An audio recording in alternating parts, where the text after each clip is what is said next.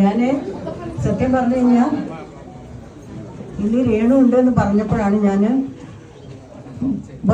നിർബന്ധമായും വരണം തീരുമാനിച്ചു. കാരണം ആദ്യം വേറൊരു പരിപാടിയായിരുന്നു. അപ്പം ഞാൻ റെജീനെ വിളിച്ച് ഞാൻ പറഞ്ഞു, റെജി പ്രശ്നമുണ്ട് എന്ന്. പക്ഷെ എന്തോ ഭാഗ്യം എല്ലാ പ്രശ്നങ്ങളും സോൾവ് ആയി. രേണു ഉള്ളപ്പോഴെത്തുകയും ചെയ്തു.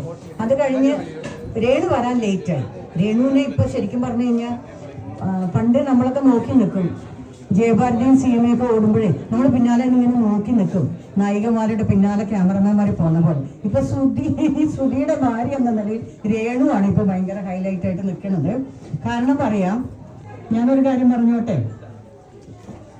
കുരുവി പാപ്പ എന്ന് പറയുന്ന സിനിമ എന്നോടൊപ്പം അഭിനയിച്ചു ശ്രുതി.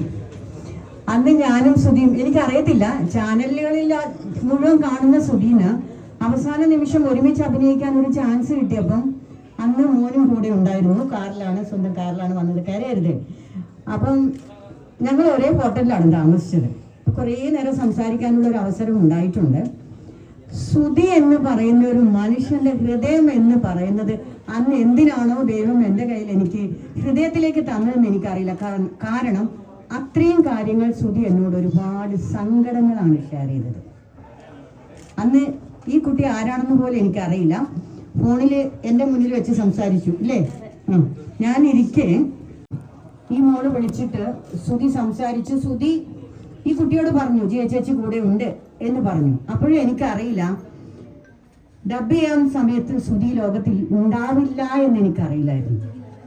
ഞാൻ ശ്രുതി മരിച്ചപ്പോൾ കാണാൻ പോയില്ല. കാരണം ശ്രുതി പറഞ്ഞ കുറേ സങ്കടങ്ങൾ, ശ്രുതി കളിച്ച കുറേ കോമഡികൾ, ശ്രുതി സ്നേഹത്തോടെ പറഞ്ഞ കുറേ വാക്കുകൾ ഹൃദയത്തിലുണ്ട്. ഇനി ആ മരിച്ചു കിടക്കുന്നത് കാണാൻ വയ്യ എന്ന് കരുതി ഞാൻ പോയില്ല.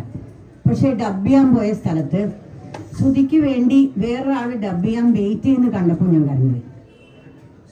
ശ്രുതി ഇപ്പോൾ ഇവിടെ ഉണ്ടായിരുന്നെങ്കിൽ എന്തെല്ലാം നമ്മളോട് പറയുമായിരുന്നു എന്നൊരു സങ്കടം. പക്ഷേ ഇന്ന് ഞാൻ ശ്രുതിയോടാണ് സംസാരിക്കുന്നത്. ശ്രുതി അതിനുശേഷം ഇന്ന് ശ്രുതിയുടെ ഭാര്യ നല്ലൊരു ലെവലില് എല്ലാവരും അറിയപ്പെടുന്ന ഒരു ആർട്ടിസ്റ്റായി.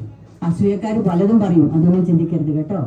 ഇങ്ങനെ പലതും കേൾക്കും. ഇപ്പം സിനിമ, സീരിയൽ നടിമാരെ പറ്റി പലതും പറയുമ്പോൾ ഇപ്പൊ മനസ്സിലായില്ലേ ലോകം എന്താണ് പറയുന്നത്, സത്യം എന്താണെന്ന് അനുഭവിക്കുന്ന നമുക്കല്ലേ അറിയത്തുള്ളൂ. ഇപ്പൊ നിനക്ക് മനസ്സിലായില്ലേ? നീ ഒരു കാര്യം മാത്രം ചെയ്യണം. എനിക്ക് നിന്നോട് വീഡിയോസ് ഒക്കെ കാണുമ്പോൾ പറയണമെന്ന് വിചാരിച്ച ഒരു കാര്യം, ദേഷ്യപ്പെട്ട ആരോടും പറയണ്ട. ചിലപ്പോൾ ദേഷ്യം വരാറുണ്ട്, വേണ്ട. നീ എന്നെപ്പറ്റി ആരെന്ത് പറയുമ്പോൾ നീ പറയേണ്ടത്, എൻ്റെ പൊന്നു മോനെ, ഞാൻ ജീവിക്കാൻ ഇതൊക്കെ അഭിനയിച്ചു കൊണ്ടേയിരിക്കും. നിങ്ങൾ ഇങ്ങനെ പറഞ്ഞിട്ടൊന്നും ഒരു കാര്യമില്ല. ഞാൻ വെച്ച കാലം മുന്നോട്ട് തന്നെ എന്ന് മാത്രം പറഞ്ഞാൽ മതി കേട്ടോ.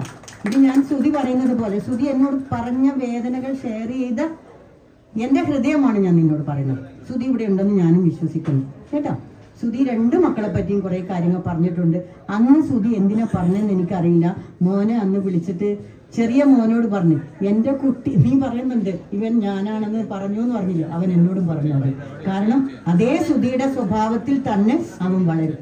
കാരണം ഇത് ശ്രുതി എന്നോടും പറഞ്ഞതാണ്. ഞങ്ങൾ രണ്ടുപേരും ആ ഹോട്ടലിൽ നിന്ന് വിളിച്ച് സംസാരിച്ചതാണ് ഈ കുട്ടിയോട് അല്ലേ. ഞാൻ ഇതുവരെ പറഞ്ഞിട്ടില്ലല്ലോ. ഇന്ന് ഇവിടെ ശ്രുതിയുടെ ആ ഒരു ആത്മാവ് ഉള്ളത് കൊണ്ടാണ് മോളോട് ഞാൻ ഈ കാര്യം പറയുന്നത്. ഓക്കെ, ഇത് വേണ്ടി മാത്രമാണ് പറഞ്ഞത്, വേറെ ഒന്നുമില്ല. കരയരുത്. ഈ കണ്ണീര് അവസാനമാണ്. ഇനി ചിരിച്ച് മുന്നോട്ട് പോവുക. കരയിപ്പിക്കാൻ ശ്രമിക്കുന്നവരെ മുന്നിൽ നമ്മൾ ഉയർത്തി കാണിച്ച് പക വീട്ടുക കേട്ടോ. ഇതൊക്കെ തന്നെ നമ്മൾ ചെയ്തുകൊണ്ടിരിക്കുന്നു. Okay, bye. അദ്ദേഹത്തിന് ആദരവ് നൽകിയ എല്ലാ മഹത് വ്യക്തികൾക്കും നന്ദി അർപ്പിക്കുവാനായും അദ്ദേഹത്തിനെ കുറിച്ചുള്ള വീഡിയോ പ്രദർശനം